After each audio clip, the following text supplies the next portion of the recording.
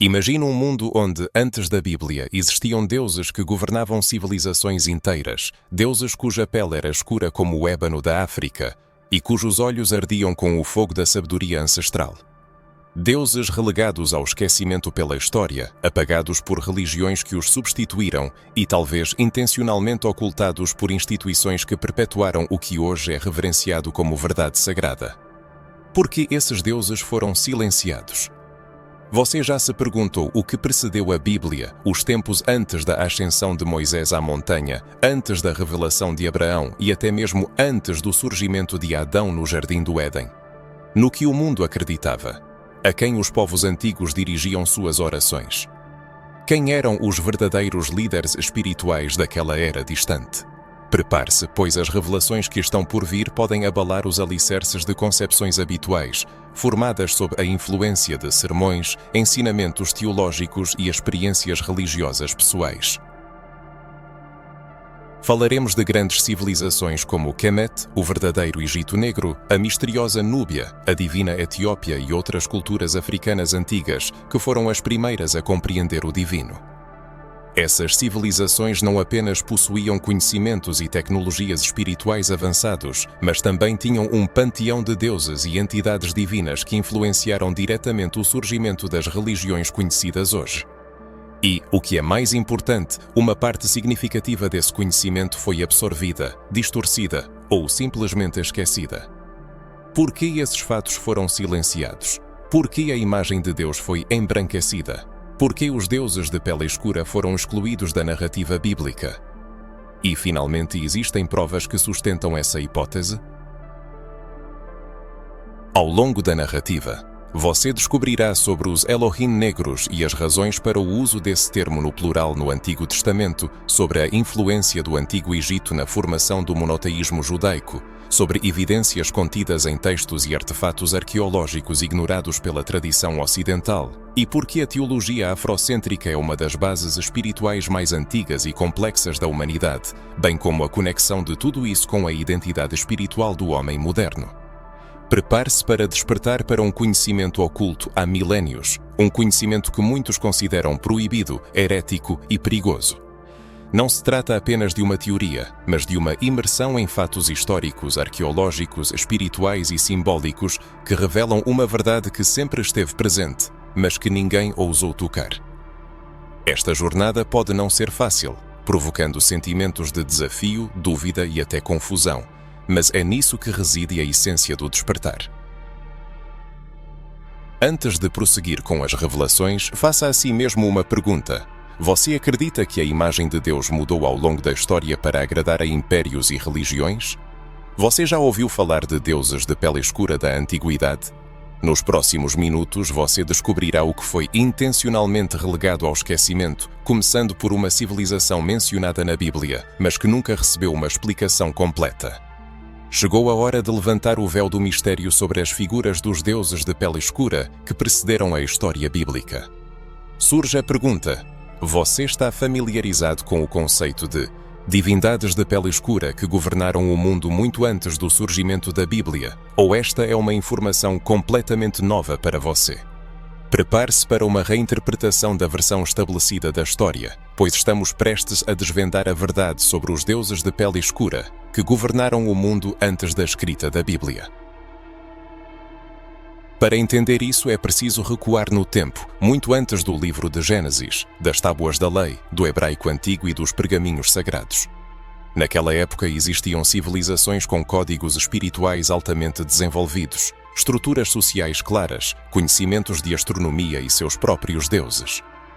Essas divindades não eram apenas veneradas, mas também percebidas como uma parte intrínseca da natureza, do cosmos e dos ancestrais. Essas civilizações não estavam localizadas no Oriente Médio descrito na Bíblia, mas nas profundezas da África, em regiões conhecidas hoje como Kemet, Antigo Egito, Núbia e Etiópia. Esses reinos de pele escura se destacavam por sua imensa força, profunda sabedoria espiritual e uma cosmovisão que ligava diretamente o divino à figura humana de pele escura. E é importante ressaltar que a cor da pele importava, sendo uma parte inseparável da divindade. Por exemplo, o nome Kemet se traduz literalmente como Terra Negra. No entanto, esse conceito não se refere apenas à fertilidade do solo. Muitos estudiosos e anciãos que transmitem tradições orais afirmam que o termo também simboliza a origem sagrada do povo de pele escura, os divinos guardiões do conhecimento que precederam as religiões ocidentais. Muito antes da escrita da Bíblia, esses povos já falavam de princípios espirituais como a vida após a morte, o julgamento espiritual, a influência das ações no destino da alma e a existência de um Criador Supremo, frequentemente representado como um ser invisível e inefável, que se manifestava através de seus aspectos, conhecidos como Netjeru, deuses ou princípios cósmicos de Kemet. É importante notar que estamos falando de milénios antes da Torá e do Antigo Testamento. Surpreendentemente, muitos conceitos teológicos que posteriormente apareceram na Bíblia, como a Trindade, o juízo final, o paraíso, o inferno e o monoteísmo, já estavam presentes nos ensinamentos espirituais desses povos africanos. No entanto, existe um problema. Esse conhecimento foi reescrito, distorcido e ocultado por aqueles que detinham o poder para moldar a história oficial. Ao longo dos séculos, com a disseminação do cristianismo e o fortalecimento do poder político das instituições religiosas, foram feitas tentativas deliberadas de alterar a imagem do divino. Nesta nova narrativa, os deuses de pele escura foram completamente apagados ou transformados em símbolos demonizados. O que antes era considerado sagrado, ancestral e poderoso, tornou-se marginal, pagão e herético. Não é por acaso que muitos ainda associam erroneamente pessoas de pele escura à idolatria, bruxaria ou cultos sombrios. Isso não é teologia, mas o resultado de séculos de colonização mental, um processo que afastou milhões de pessoas de suas raízes espirituais africanas. Voltemos a Kemet. Imagine um povo que construiu pirâmides com uma precisão matemática que ainda hoje surpreende os cientistas. Um povo que compreendia os ciclos das estrelas, os portais do espírito e os caminhos da alma. Um povo que registrava tudo não apenas com símbolos, mas com um significado espiritual. Os hieróglifos, por exemplo, não eram meros desenhos, mas carregavam em si vibração, energia e códigos sagrados. No coração das civilizações antigas floresceu uma cultura espiritual única, onde divindades de pele escura ocupavam um lugar central. Osíris, retratado com pele verde escura, simbolizava não apenas a fertilidade e o renascimento, mas também uma profunda conexão com a melanina, uma ponte entre a humanidade e a terra. Ísis, sua esposa e mãe de Horus, era venerada como fonte de magia e maternidade divina, encarnando poder e grandeza. No entanto, o curso do tempo trouxe suas alterações. Os rostos desses deuses foram gradualmente embranquecidos, suas histórias reescritas e seus símbolos apropriados. A imagem de Ísis, segurando seu filho Horus nos braços, transformou-se na familiar iconografia da Virgem Maria com o menino Jesus, obscurecendo as raízes africanas dos arquétipos espirituais que conhecemos hoje. A Núbia, um império cujo nome se traduz como ouro, não era apenas rica em metal precioso, mas também possuía um imenso valor espiritual. Os faraós núbios, que inspiravam respeito e temor, estavam enraizados na ideia de realeza divina, que posteriormente se refletiu na figura dos reis ungidos da tradição judaico-cristã. A Etiópia, por sua vez, foi cantada por antigos profetas e místicos como a terra dos deuses. Mesmo na Bíblia, a Etiópia é mencionada como fonte de sabedoria. A rainha de Sabá, uma governante misteriosa que visitou o rei Salomão, surge diante de nós como uma figura de pele escura, poderosa, possuidora de riqueza e inteligência. Mas com que frequência essas histórias são contadas sem omissões? Antes que a Bíblia fosse sistematizada e editada, a África já ensinava sobre a espiritualidade em níveis inacessíveis à compreensão da teologia moderna.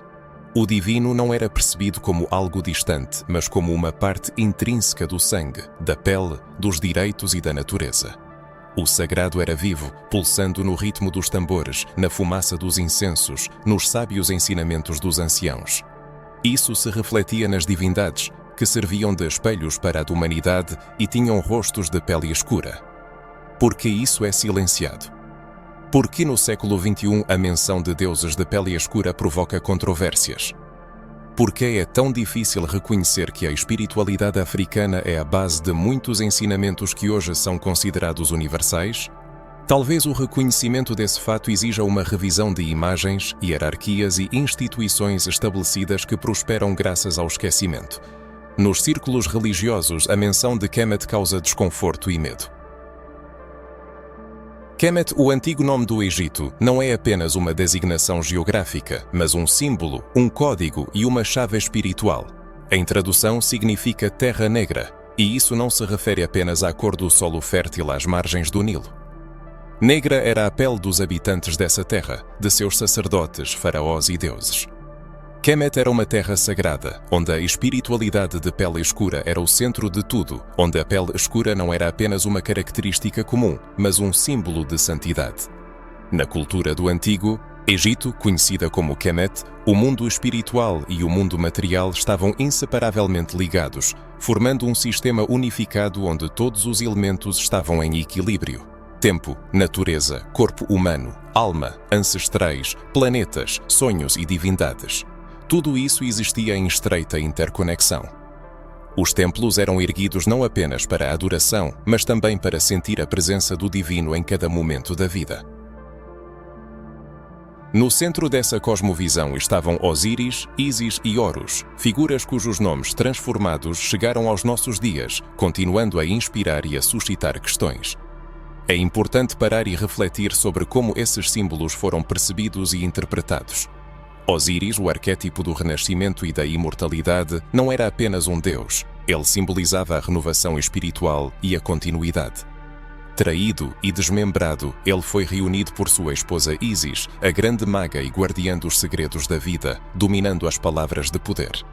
De sua união nasceu Horus, o Filho Divino, que personifica a luz, a visão espiritual e a vitória sobre o caos. Esse arquétipo, o Pai Divino que morre e ressuscita, a Mãe Sagrada que o traz de volta à vida e o Filho nascido para salvar o mundo, foi transferido e adaptado em diversas tradições religiosas. A imagem de Osíris foi comparada à imagem de Cristo, que venceu a morte. Ísis tornou-se o protótipo da Virgem Maria, embora nos textos queméticos ela fosse reverenciada como Mãe de Deus muito antes do surgimento do cristianismo. Horus, por sua vez, transformou-se no menino sagrado, cujas representações se assemelham muito ao menino Jesus nos braços da mãe. Apesar da semelhança visual, nos altares modernos essas imagens sofreram alterações, a cor da pele foi mudada, a origem foi ocultada e os criadores desses símbolos foram excluídos da narrativa sagrada. Não se trata de uma rivalidade entre religiões, mas de estabelecer a verdade histórica e reconhecer que muitas crenças modernas têm suas raízes no berço espiritual da humanidade, Kemet, a matriz de doutrinas que hoje são consideradas universais. No entanto, esse fato é silenciado, pois reconhecê-lo significa admitir os verdadeiros pilares da fé, cujos nomes e rostos têm uma origem africana, ancestral, kemética. Com um estudo mais atento da Bíblia, algumas passagens ganham um novo sentido. Por exemplo, no livro de Oséias 11:1, diz-se: "Do Egito chamei o meu filho."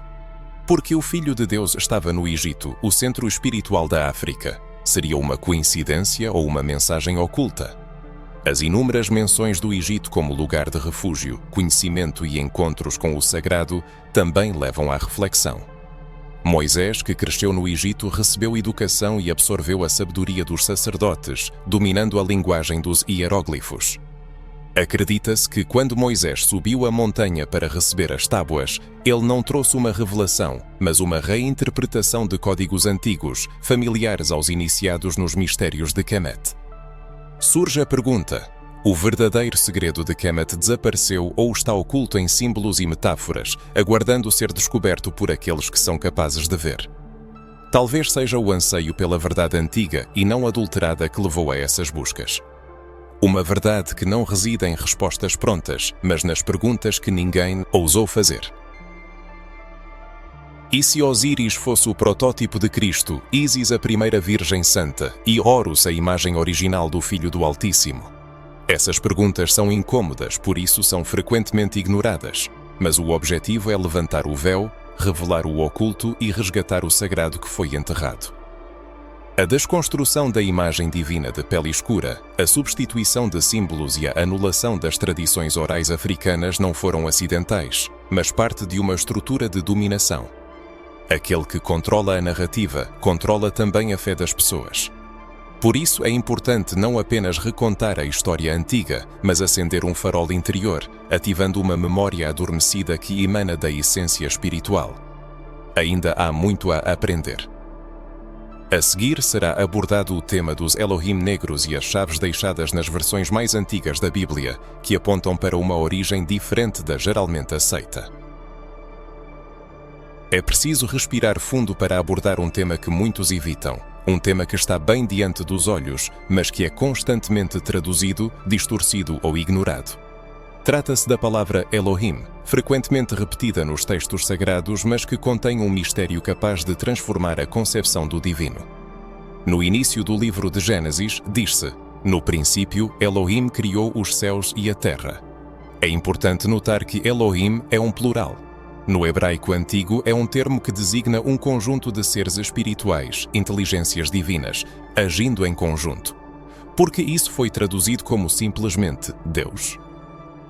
Porque em todas as versões da Bíblia esse plural foi suavizado e transformado em uma única entidade, isolada e frequentemente masculina? O que havia de perigoso em preservar o significado original? A resposta remete às tradições espirituais africanas, onde o divino nunca foi considerado uma entidade única. O Criador manifesta-se em uma multiplicidade de formas, energias e aspectos. Isso não é politeísmo, mas uma compreensão mais profunda da manifestação divina.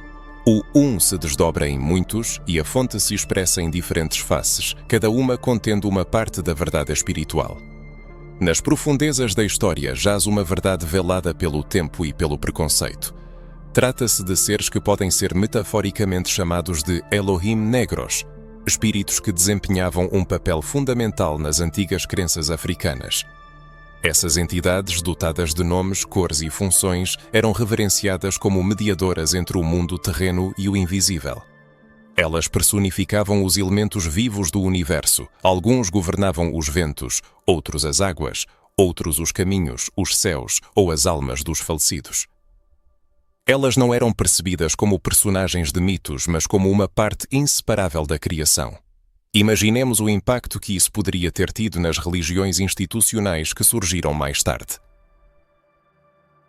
Se fosse amplamente conhecido que os primeiros deuses não eram apenas múltiplos, mas também de pele escura, intimamente ligados às culturas africanas, o que aconteceria com os impérios construídos sob a égide de uma única fé europeia branca?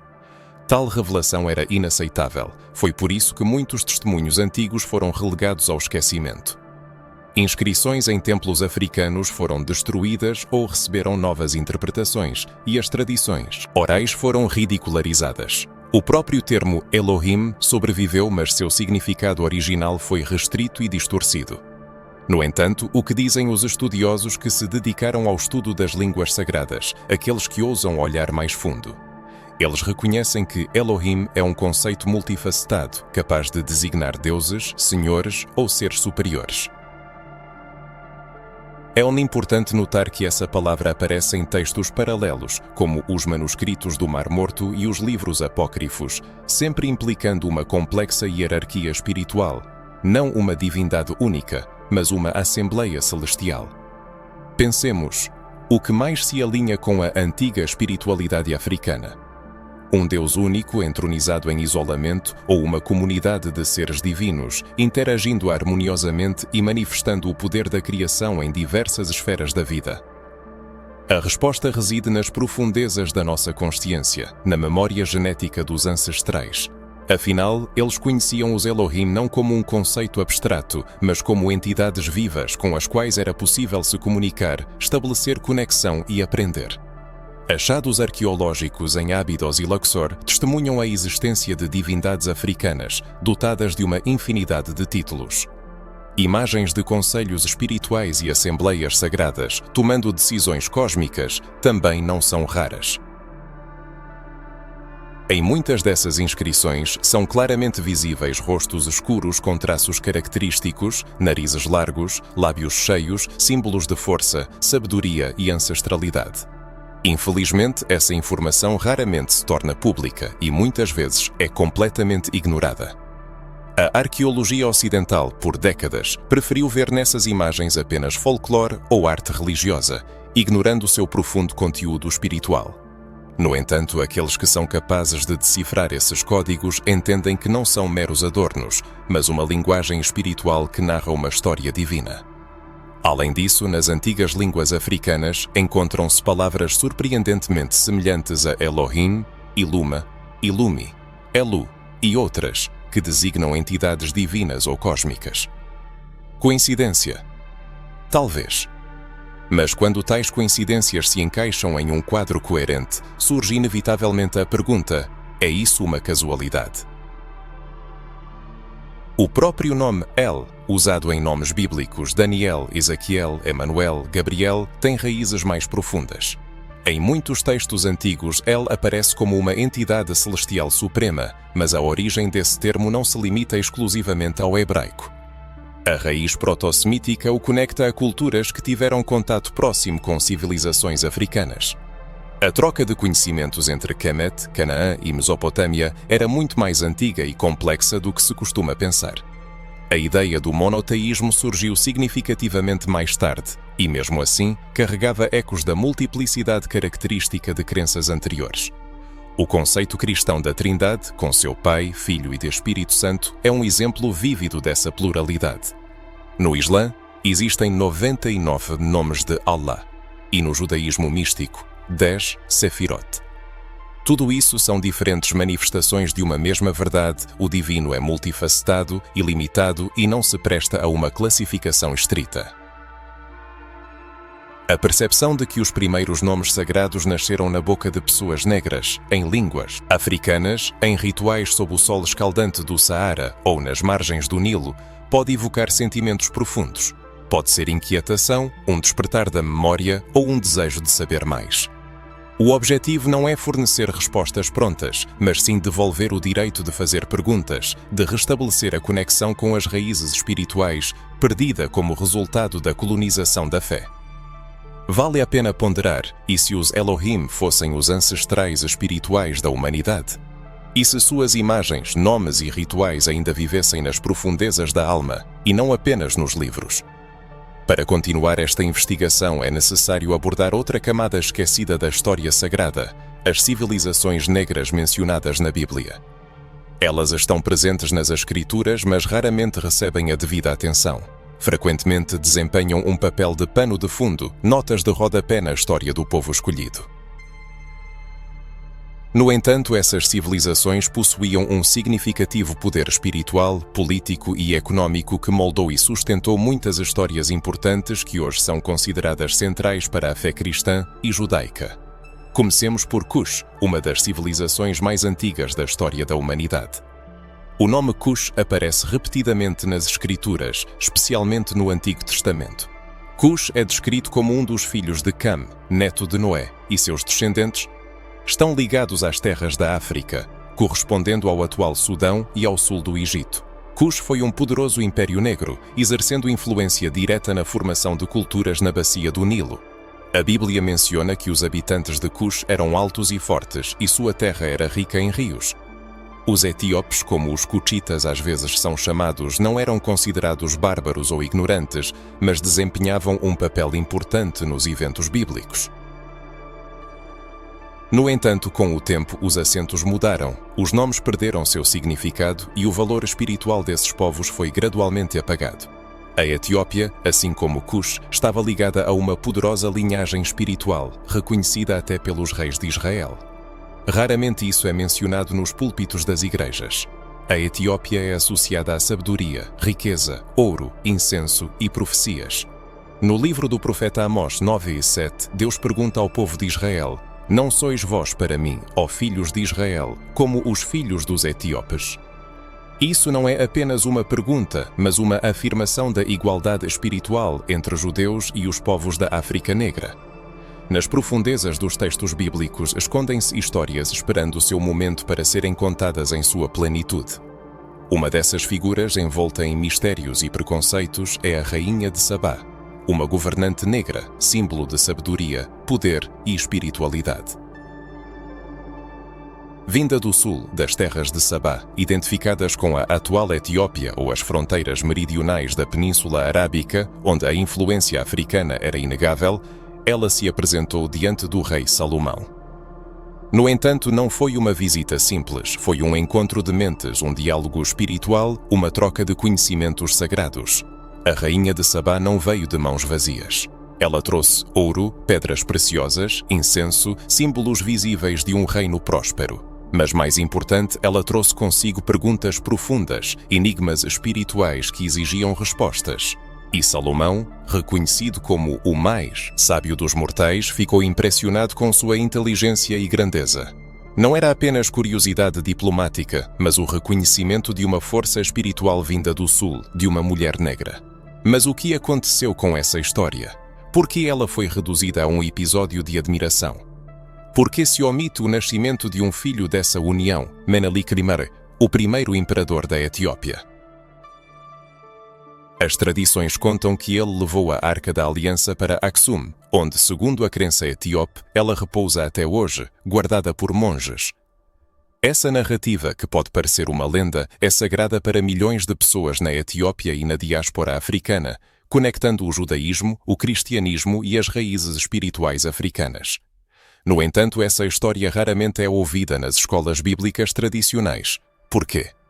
Porque reconhecer a influência de uma mulher negra no trono espiritual de Salomão e o nascimento de uma dinastia espiritual africana é ousado demais para algumas instituições religiosas.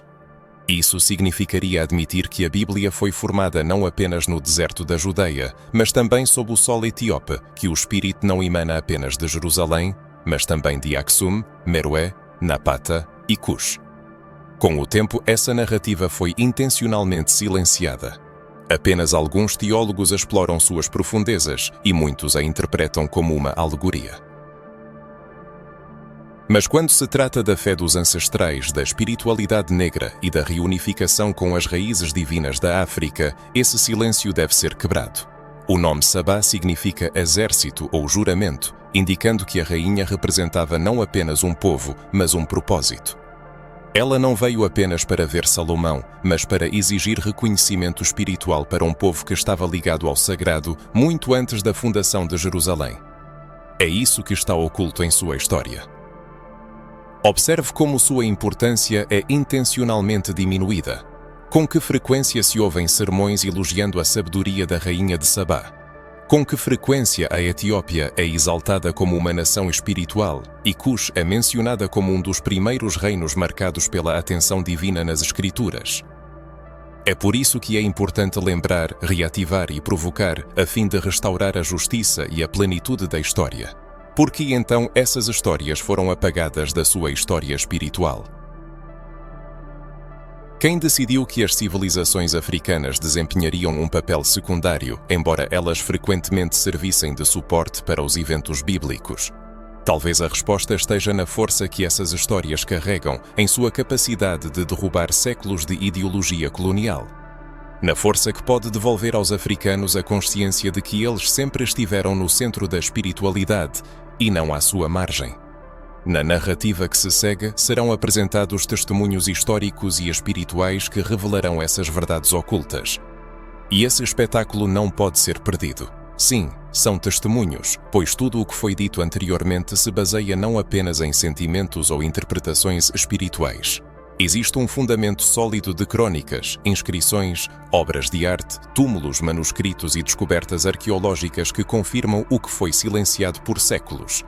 É o que muitos chamam de a história por trás da história. Para entender como essas verdades foram removidas da narrativa convencional, é necessário voltar o olhar para onde fomos insistentemente aconselhados a não olhar, para os vestígios da antiguidade que revelam os verdadeiros rostos dos deuses, reis e povos sagrados que moldaram o fundamento espiritual do mundo. Comecemos pelos textos antigos. Muitas das mais antigas anotações da humanidade não foram criadas em papiros hebraicos ou manuscritos gregos. Elas apareceram em tabuinhas de argila, inscrições em pedra e paredes de templos de civilizações como Kemet, Núbia e Mesopotâmia, com atenção especial aos pergaminhos etíopes, que ainda são guardados em mosteiros isolados, alguns dos quais nunca foram totalmente traduzidos. Esses textos narram linhagens espirituais, as relações entre deuses e reis, a transição da alma após a morte, o Criador manifestando-se em muitas formas, e sempre com alusões visuais ou literárias relacionadas à pele escura, à nobreza negra e à antiga sabedoria africana. Mas há algo ainda mais surpreendente: as estelas, placas de pedra com inscrições e imagens sagradas, autênticos documentos públicos da antiguidade. Muitas dessas estelas foram descobertas em Kemet, nas proximidades de Luxor, em Abydos, em Saqqara, em Karnak. E o que essas estelas demonstram não pode mais ser ignorado. Deuses de pele escura com traços africanos marcantes, coroados com símbolos espirituais e vestes cerimoniais que posteriormente foram copiados por religiões que nem mesmo reconhecem sua origem. É possível imaginar isso? Deuses com pele escura, narizes largos, lábios cheios, corpos fortes e majestosos. As imagens não são estilizadas como se fossem mitos abstratos. Elas retratam figuras reais com simbologia vívida, segurando cetros de poder, anques da vida eterna, com olhos voltados para as estrelas e pés firmemente plantados em solo africano. Essas imagens não estão escondidas. Elas estão em museus, em livros académicos, em paredes que ainda se erguem. Antigos artefatos e monumentos que guardam a impressão de épocas passadas continuam a existir até hoje, apesar de todas as vicissitudes da história. No entanto, a percepção moderna desses tesouros é frequentemente distorcida por um olhar preconceituoso que busca neles apenas uma curiosidade exótica, ignorando o seu verdadeiro valor, a profunda sabedoria espiritual oculta por trás da aparente simplicidade. Infelizmente, com o passar do tempo, muitas dessas imagens foram submetidas a distorções intencionais ou inconscientes. Arqueólogos europeus, realizando trabalhos de restauração em tumbas, frequentemente embranqueciam afrescos, clareando rostos, alterando traços e removendo detalhes que indicavam claramente a origem africana das divindades retratadas. Esse fato, documentado e corroborado por fotografias tiradas antes e depois das restaurações dos séculos XIX e início do XX, causa profunda preocupação. O gradual embranquecimento do Antigo Egito explica-se pela relutância em reconhecer que os deuses originais poderiam ser de pele escura, o que, por sua vez, questiona toda a estrutura colonial construída sobre a afirmação da superioridade de uma determinada raça. A distorção das imagens acarreta também a distorção da imaginação espiritual. Quando a consciência coletiva começa a associar a divindade a uma determinada aparência, ela subconscientemente rejeita tudo o que não corresponde a esse padrão imposto. Mas, apesar de todas as tentativas de distorção, as tumbas continuam a guardar seus segredos. Elas não mentem. Corpos mumificados, objetos rituais, altares preservados, todos carregam uma marca espiritual que é impossível de apagar. Muitas múmias de sacerdotes do antigo Kemet, por exemplo, demonstram alto teor de melanina, características genéticas dos povos da África subsaariana, altura, traços físicos e proporções corporais que de forma alguma correspondem à versão hollywoodiana do Antigo Egito.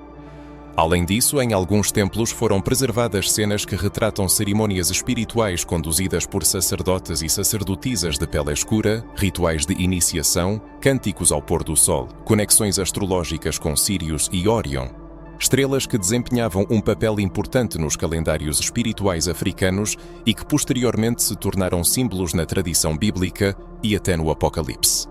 Muitos textos, considerados apócrifos e rejeitados pelas instituições religiosas, contêm detalhes que coincidem com essas evidências visuais. O livro de Enoque, por exemplo, menciona anjos descendo à terra e interagindo com povos antigos que viviam no sul, perto das montanhas sagradas. Essas passagens são intencionalmente excluídas das leituras oficiais, pois apontam para raízes espirituais africanas que conheciam os céus, os ciclos e os nomes do Altíssimo muito antes da Bíblia ser compilada. Tudo isso nos leva a uma questão incômoda, mas inevitável, porque existe uma resistência tão forte em reconhecer que a fonte da fé poderia ter vindo de pessoas negras, dos reinos do sul, das montanhas da Etiópia, das margens do Nilo. A resposta reside não apenas na religião, mas também na política, no controle, na colonização da mente. Aquele que controla a imaginação espiritual, controla também o espírito do povo. A história que conhecemos sobre a espiritualidade precisa ser repensada. A narrativa foi distorcida, e as evidências disso nos cercam por toda parte, em exposições de museus, manuscritos antigos, arquivos eletrónicos e até mesmo nas bibliotecas da Etiópia. Elas estão gravadas em paredes de pedra e em registros universitários que frequentemente são ignorados, pois o conhecimento é separado da verdade espiritual. Mas, o mais importante, essas evidências vivem dentro de cada um de nós, no sangue, na intuição e na memória espiritual. Este é apenas o ponto de partida. Se essas revelações ressoam em sua consciência, oferecendo respostas para perguntas há muito tempo inquietantes, então a seguir, examinaremos como esse conhecimento foi intencionalmente ocultado e quais forças buscaram erradicar esse legado espiritual de nossa fé. Aqui, entramos em terreno instável, onde a verdade pode ser extremamente desconfortável. Não se trata apenas de negligência ou erros de tradução, mas de um projeto deliberado, um plano que envolveu a Igreja, o Império e as estruturas coloniais que dominaram o mundo por séculos. O objetivo desse projeto era um só: reescrever a história da espiritualidade para que ela servisse aos interesses dos poderosos, políticos, religiosos e simbólicos. Antes de julgar, é preciso entender que o conhecimento proibido não era perigoso por sua falsidade, mas por sua verdade. A verdade que penetra na alma concede liberdade, rompendo grilhões invisíveis. E as estruturas de dominação não estão interessadas em libertar a consciência das pessoas. É por isso que, ao longo dos séculos, livros inteiros foram excluídos das escrituras sagradas, manuscritos foram entregues ao fogo, bibliotecas foram reduzidas a cinzas, tradições foram suprimidas e vozes foram silenciadas. Os chamados livros apócrifos, que significam ocultos ou escondidos, são um testemunho dessa censura. Muitos desses textos revelam aspectos da espiritualidade que estabelecem uma conexão direta entre a experiência humana e o divino, sem a necessidade de intermediários. Eles narram sobre figuras espirituais que transcendem a narrativa oficial e oferecem interpretações da imagem de Cristo que não se adequavam aos objetivos de criação de uma imagem europeia do Salvador. Não se trata de textos secundários, mas de escrituras que eram parte integrante da tradição religiosa de várias comunidades cristãs primitivas. O Evangelho de Tomé, por exemplo, apresenta um Jesus mais místico, introspectivo, consciente do poder divino presente em cada ser. O livro de Enoque, amplamente difundido na Antiguidade, descreve eventos cósmicos, seres espirituais que descem à Terra e uma conexão direta entre o céu e os povos do Sul, ou seja, da África. Perguntemos, por que textos capazes de aprofundar nossa compreensão da fé foram simplesmente excluídos? Por que não foram apenas deixados de lado, mas proibidos? A resposta é simples: esses textos destroem a estrutura de controle.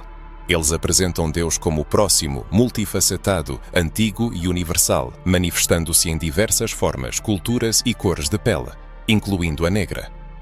Isso era inaceitável para os impérios religiosos que surgiram a partir do século IV, quando o cristianismo, de fé perseguida, se transformou em instrumento de dominação estatal.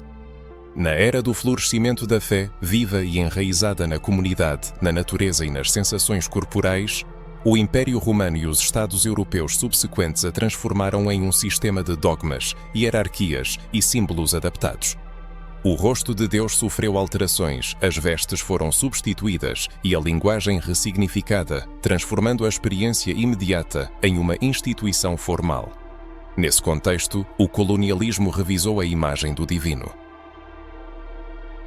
Conquistadores europeus, ao invadir a África, as Américas e outras terras, carregavam consigo não apenas armas e navios de guerra, mas também uma ideia cuidadosamente elaborada de um Deus masculino, branco e europeu, sentado nos céus, distante do terreno e acessível apenas através de sua intermediação. Essa imagem foi apresentada como a única verdadeira. Imagina o que acontece quando um povo acredita que sua aparência não reflete o rosto do Criador. Isso gera submissão, um sentimento de inferioridade e desconexão espiritual. Pessoas espiritualmente desconectadas são mais fáceis de controlar, pois perdem a conexão com sua identidade, origem e potencial interno. O colonialismo saícalim assim tornou-se não apenas a tomada de territórios, mas também a colonização de almas, onde a Igreja, infelizmente, frequentemente atuou como instrumento desse processo. A imposição da fé europeia levou à destruição de antigas tradições africanas, templos foram demolidos, línguas proibidas e ritos sagrados demonizados. Qualquer forma de espiritualidade que não se conformasse ao modelo cristão europeu era declarada pagã, selvagem e perigosa.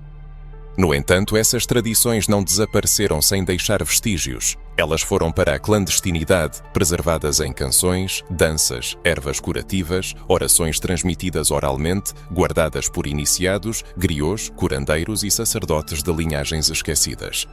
E agora elas ressurgem, pois a verdade sempre encontra um caminho para se manifestar. Muitos símbolos utilizados pela Igreja têm raízes africanas. O incenso, por exemplo, simbolizando a ascensão da oração, era usado em rituais de Kemet muito antes do cristianismo. A unção com óleo, o batismo com água, o uso de vestes litúrgicas, a disposição dos altares. Tudo isso tem suas raízes em tradições espirituais que precedem o judaico-cristianismo. A adaptação desses elementos ocorreu sem o devido reconhecimento de sua origem original. É importante também discutir a imagem de Jesus, porque ele é retratado com olhos azuis e cabelos claros, quando evidências históricas indicam sua origem no Oriente Médio e sua vida em uma região que faz fronteira com o norte da África. O livro do Apocalipse descreve o Filho do Homem com pele semelhante a bronze queimado e cabelos crespos. No entanto, essa descrição foi ignorada em favor de imagens que reforçavam o poder europeu. Esta não é apenas uma questão estética. Imagens moldam nossa imaginação e a imaginação molda a fé. Quando uma pessoa cresce vendo um Deus que não se parece com ela, surge a convicção de que o sagrado está fora e não dentro dela. Este foi um dos aspectos mais destrutivos do projeto colonial, a separação de pessoas negras de sua própria compreensão do divino. Por séculos, a humanidade viveu aprisionada por dogmas impostos, adorando ideais alheios e esquecendo a voz da própria alma. Mas os tempos mudam e a verdade rompe a camada de mentiras. Conhecimentos proibidos retornam do esquecimento como antigos manuscritos que se abrem novamente ao mundo. As vozes silenciadas dos ancestrais, como um eco das profundezas dos séculos, tornam-se audíveis para aqueles que estão dispostos a ouvir. E aqueles que têm ouvidos para ouvir despertam de um sono milenar. Se essas revelações fazem repensar tudo o que foi conhecido até agora, vale a pena aprofundar-se nas raízes da espiritualidade afro-original e explorar sua conexão com as experiências que são vivenciadas hoje, mesmo que ainda não de forma consciente. Talvez esta seja a etapa mais importante desta jornada, porque até agora falamos de civilizações, deuses, apagamentos e reescritas da história. Mas chegou a hora de ir além das imagens e dos registros, de olhar para dentro de si e falar sobre o que pulsa no sangue, sobre o que não pode ser destruído pelo fogo, pelo tempo ou pela colonização. Trata-se da espiritualidade afro-original, do legado invisível que corre nas veias dos africanos e que, apesar das tentativas de silenciá-lo, nunca deixou de existir. É essa herança que conecta diretamente ao divino, de forma viva e autêntica. Nas culturas africanas mais antigas, muito antes do surgimento das palavras religião ou doutrina, existia uma profunda percepção sagrada da vida. O universo não era visto como algo separado de Deus. A terra, o céu, os animais, o tempo, os elementos, tudo estava interligado em uma única harmonia. Não havia separação entre o sagrado e o mundano, entre o corpo e o espírito, entre o presente e o eterno. Tudo era espírito, parte do todo. Uma vibração divina que se manifestava em diversas formas. Essa cosmovisão holística estava na base da organização social, espiritual e emocional dos povos africanos, determinando seu modo de vida e suas relações com o mundo. O mais surpreendente é que o conceito de alma, que muitas religiões modernas ainda tentam definir, foi totalmente e compreensivamente entendido muito antes da criação da Bíblia. Para os ancestrais africanos, a alma não era apenas algo que habita o corpo. A alma era a própria consciência que dá sentido à existência. Ela não começava com o nascimento e não terminava com a morte. A alma era uma continuidade, uma centelha de luz que emanava da fonte divina, descendo à Terra em forma humana para viver experiências, aprender e transformar-se, e então retornar ao todo. Essa ideia permeia tudo: escritos, música, danças, canções, cores e ciclos de vida. Mesmo quando a palavra alma não era pronunciada, sua presença era sentida em tudo. Além disso, nas tradições afro-originais, o espírito não era algo separado da matéria. Ele habitava não apenas o corpo, mas também a água, o fogo, a pedra e o ar. O espírito era onipresente. É por isso que os povos antigos reverenciavam as árvores, saudavam o vento, respeitavam os rios e acendiam fogueiras com oração. Porque tudo carregava energia, tudo era uma ponte para o mundo invisível.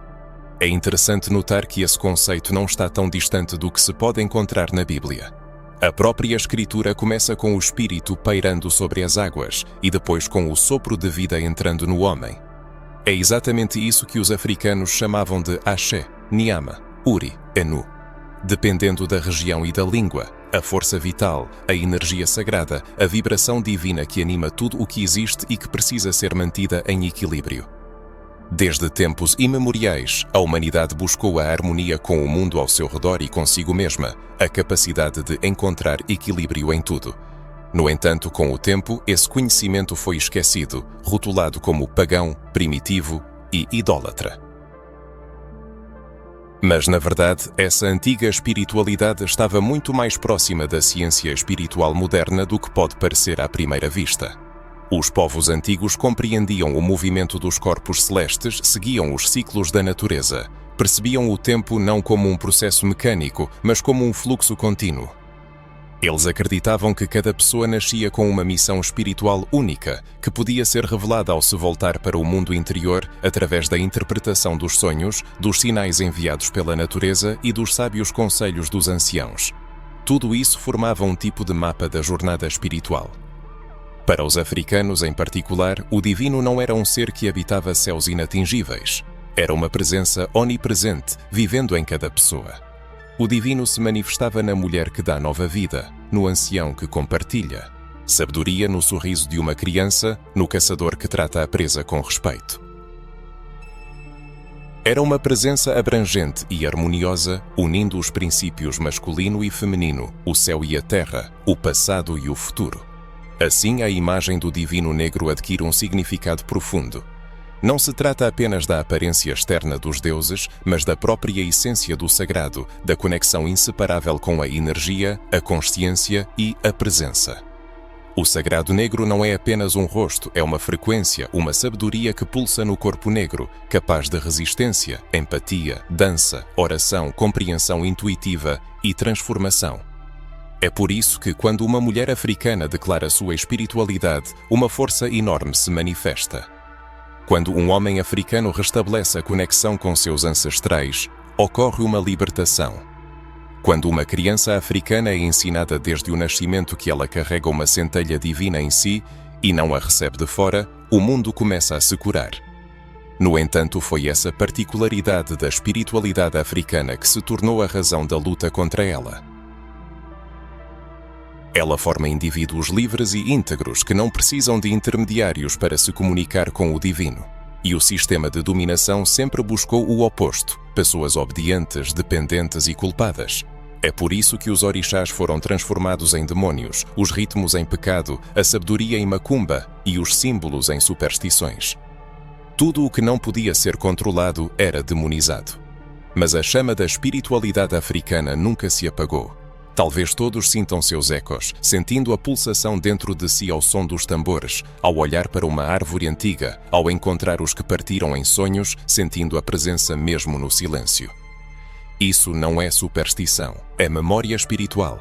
A espiritualidade africana primordial que busca retornar à superfície. E retorna não como um passatempo passageiro ou uma religiosidade ostensiva, mas como um movimento profundo de reencontro, como um despertar dos africanos para seu valor espiritual. E isso é verdadeiramente revolucionário, profético e divino. Não surge a sensação de que a espiritualidade que foi apresentada estava incompleta. Não se sente que algo importante foi omitido. Não parece que o divino pode realmente ter pele escura, cabelos crespos, um corpo forte e uma rica história de luta. Antes de continuar a desvendar os percalços históricos, vale a pena parar por um momento e refletir sobre o que foi dito. Não são apenas fatos do passado, achados arqueológicos ou revelações religiosas. É um conhecimento que transcende o tempo e atinge as cordas mais profundas da alma, da mente e da autoconsciência. É uma verdade capaz de despertar os sentimentos mais íntimos. Por isso, agora é a hora de refletir. O que significa perceber que a imagem de Deus poderia ter sido representada por um negro? Que as primeiras manifestações do divino na Terra poderiam ter sido encarnadas em rostos semelhantes aos de mães, pais e ancestrais? Esta não é uma questão de estética ou cor da pele. Trata-se da imagem que foi proposta para a adoração por séculos, de como o mundo espiritual foi apresentado por muitas gerações. Vale a pena refletir sobre isso. Com que frequência se viu um negro sentado no trono da divindade? Com que frequência se disse que o sagrado tem um rosto africano ou que a espiritualidade emana de raízes africanas vivas e independentes? A ausência dessa representação não é um fator neutro. Ela exerce influência, mesmo que nem sempre seja perceptível. Quando o divino sempre se apresenta em uma forma branca, europeia, distante e intocável, no subconsciente pode surgir a convicção de que a santidade é inatingível. Que para se aproximar de Deus é necessário tornar-se outra pessoa. Que a cor da pele, o tipo de cabelo, a cultura e a origem são mais um obstáculo do que uma ponte.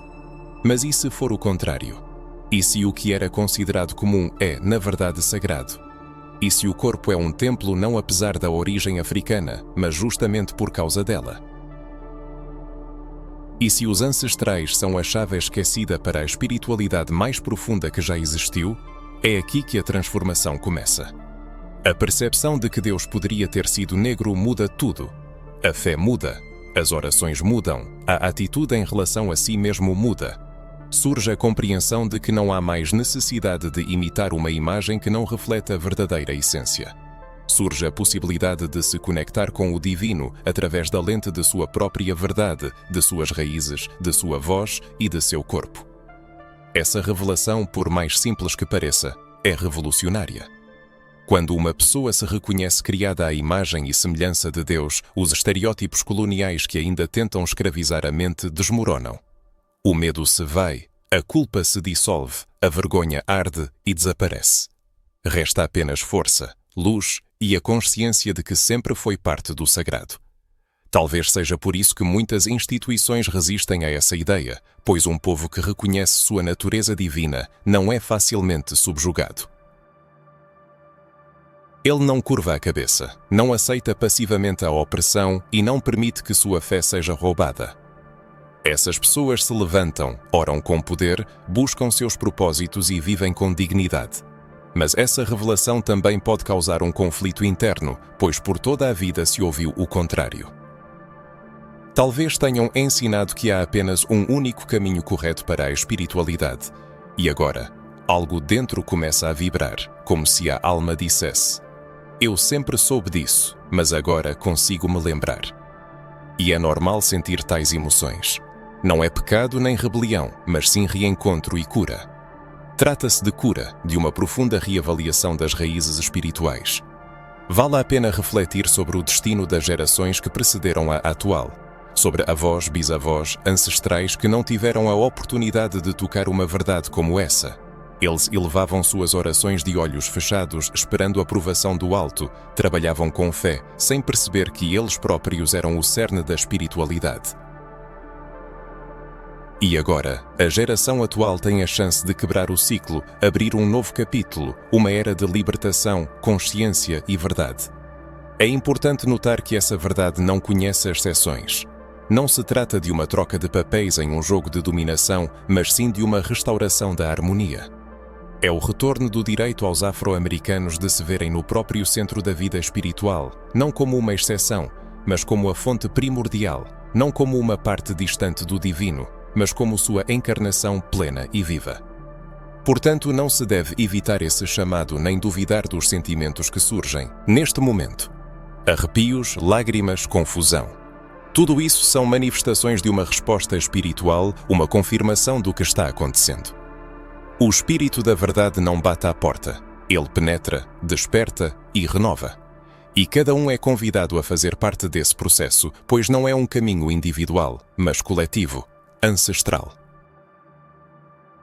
Esse caminho precisa de cada um, com sua história única, dor, beleza, dúvidas e anseio por algo maior.